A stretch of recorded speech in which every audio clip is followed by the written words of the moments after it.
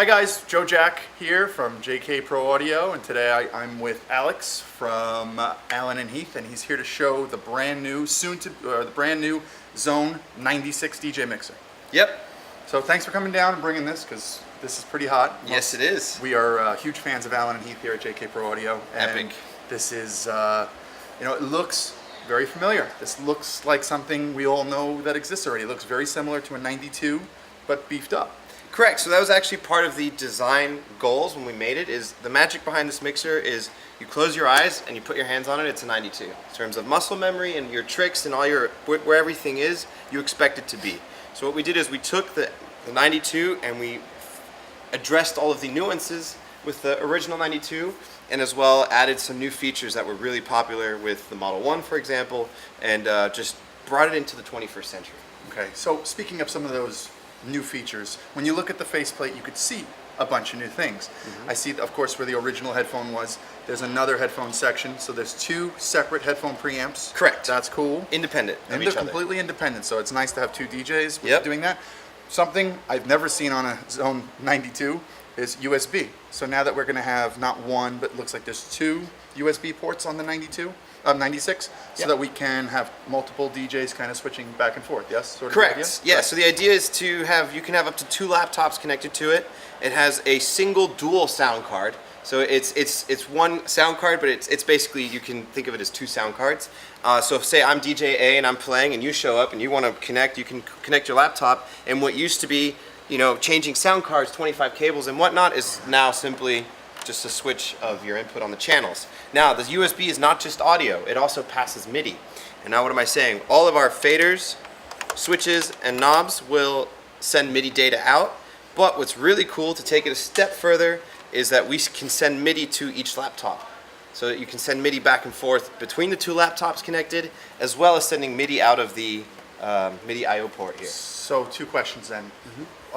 Why would I want to do that, and which programs would I be doing that with? So you're probably going to be, the first example would be Ableton. If you're doing a live act and you want to be able to interact with the sounds that your partner or your duo is doing, I could be moving a MIDI knob on my laptop, send the MIDI data to his computer, and he could be doing the same with mine.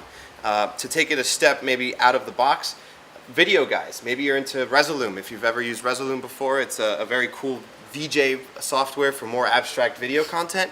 You can now map certain movements, that say you turn that on or you turn a filter on or whatnot. You can have that connected to Resolume, so that then you have a visual change in your VJ software as you're performing. That's cool. That's actually very cool. Yeah. I'm noticing a few new things like Crunch, where that's new for Allen Heath Xone stuff, but I've seen Crunch before, and that's from the Model 1. Correct. On the Model 1, it's Overdrive. Yeah. And here we've called it Crunch. So they work, it's the same end goal, but they work slightly different. So on Model 1, they're on each individual channel, whereas on the 96 here, it's you're overdriving the filter circuit to get nice harmonics and saturation. And if it's anything like the thickness. Model 1, it's going to be insane. That's Yep. awesome. Yep. I notice, again, with the mixer at first glance, we have the 4 channels here. We have the 2 additional channels, but I'm seeing 2 more channels. Correct. So we have 2 more, we call them simple auxiliary inputs. The idea behind it is either A, if you have an effect unit or a pedal or whatnot that you want to connect to it, that will work. But the real idea behind it is, say you're a venue or a small bar or something, and you only have 1 input to your sound system, but the guest DJ wants to play on another mixer of another brand for whatever reason. You can always have this installed as your master mixer, and you have 2 fully balanced TRS inputs to connect third-party mixers. So 8 channels. We're talking an 8-channel mixer. 8-channel mixer, correct. That's great. Send and returns, just like on the 92. On the 96, we still have the send and returns on all the channels. Correct. Right? And they also work with the sound card, so you can use the send as an effect send to your digital software. so if I wanted to quickly just do a little echo. Exactly. So if I'm running Ableton on my computer, I can send, and it all happens again with a single USB cable. I'll send into the echo and have the echo come back in on a channel, for example. That's great. I mean, they've really thought about everything on this. I love that they went back to the classic traditional silver. Yep. That's beautiful. Yep. It really stands out.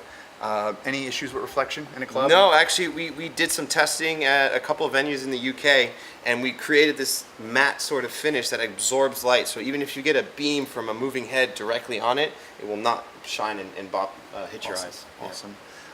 What other What are, so this is, of course, this is going to be the new flagship. Correct. This is Or- the new Xone 9 series flagship. Yeah. Yes. So besides just having 8 channels, besides having a crunch feature and 2 headphones, there's more to it. What else makes this the flagship? So we've redesigned the 4-band EQ. So obviously with when the PX5 came out, some Xone, standard Xone users were not happy that it only had 3-band EQ. So obviously with our 9 series, we kept the 4-band EQ, but we've redesigned the EQ circuitry to be cleaner. The overall mixer sounds cleaner, has a broader broadband audio, so you get more highs and more lows in your signal. That's a bold statement because Allen Heath has always had such phenomenal sound quality that to say that this is going to sound even better is huge. I invite your customers to put a 92 and a 96 next to each other and listen to the difference.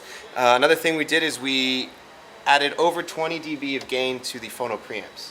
So one of the issues with the 92, because it was developed over 15 years ago, when digital audio, mastering to full scale wasn't really a thing yet, the phono preamps didn't have as much gain. So what you found yourself doing is if you were playing vinyl, Yeah, it you was had to all the way crank up. it all the way up, Yep. and then at that point you lose the warmth sound Yeah. and you get just a little brittle. And so now you will actually find yourself probably turning down the phono preamps to match line level. Wow, that's good. That again needed finally for where we're at these days. And but one last big feature we added was the master insert. Yeah, so there are inserts already on the channels. What's the importance of So- having it on the master? Correct. So, one of the standard DJ effects units on the market is the RMX 1000, and the way that works is actually as an insert. So you cannot make that unit go full wet, as in there's always some of the dry signal going through it. So what this does is you can send the master output through the unit and then back in before going out to the house. So what will this allow me to do with an external effect processor like that I couldn't do with other mixers? So what you couldn't do before, or when you were using the RMX 1000 before, people would turn the send up.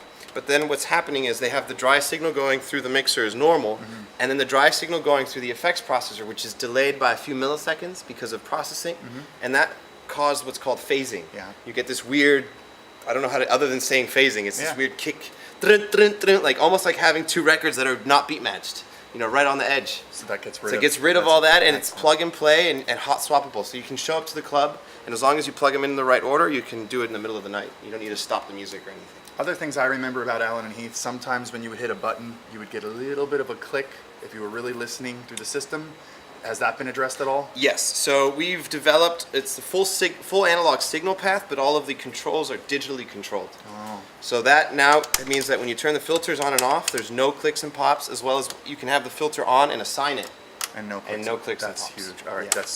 that was it. Headphones. Allen Heath is always one channel at a time. So if I wanted to kind of pre-mix it in my head, I'd want to listen to 2 channels. I would have to push both 2 buttons together. You can do that still, but we've also gone ahead and added a feature because we have the digitally controlled analog circuitry, which basically all the signal paths is analog, but we have a microprocessor controlling the signal paths. We've added a feature. At the moment, it's a power on feature where if you power it on in a certain sequence, you now have a latching system. Oh, Perhaps excellent. it's a little bit, more comfortable to users of different products. That's great. I mean, there is a ton of new features with this mixer. I mean, it really... Yeah, I mean, really is- you could also send the returns. So if you have effects returns coming in here, Yeah. or a microphone, you can send those to the filter now. That was another thing with the 92 that wasn't possible. Yeah. So if you had like a reverb coming in here and you're filtering your track, and then all of a sudden the reverb's not filtered as the track was. So that's been addressed. You can also change the reaction of the upfaders. So another, nuance with the 92 is that there's, people will say there's no sound until you get to the top. Wow. Now we've gone ahead and added this switch here where you can change the way the audio reacts. when Channel you fader move the curve. fader. Beautiful. Yep. Then we've also gone ahead and added a InnoFader Mini as a standard product on the mixer. So it Oh, comes great. with an InnoFader here. So for all the scratch guys, the first thing they do when I walk up to a mixer is feel the crossfader. You go ahead and feel it, and it feels nice. Yeah, that is pretty nice. A lot of great new features on the Xone 96. I mean, I've always been a huge fan. Our clients here at JK Pro Audio have always been huge fans of Allen Heath. This is going to be, it's the new flagship. Yeah, you know? Allen Heath doesn't come out with new products very often. No. And every time they do, they always seem to somehow raise the bar. So this is great, and it's nice to see a new flagship like this that's not loaded with ridiculous, crazy bells and whistles. It's important, real stuff. Correct. For higher end DJs. I mean, this is at a higher price point. There's is. only one other mixer this is competing with, and when you put the two side by side, with all the things we spoke about, shows how this is going to be the dominant mixer at a lower price point. So that's great. Correct. I want to thank you for bringing down this lovely new beast. We're really happy with this. We can't wait to get them here in the store. Anyone who wants to try it out, we're going to have it on display here at JK Pro Audio. If you want more information, contact us here at the store or visit us at jkproaudio.com. And again, Alex, thank you so much Yeah, man. for coming down. Thanks for I love coming. Yeah, this. thanks for having me. Good times.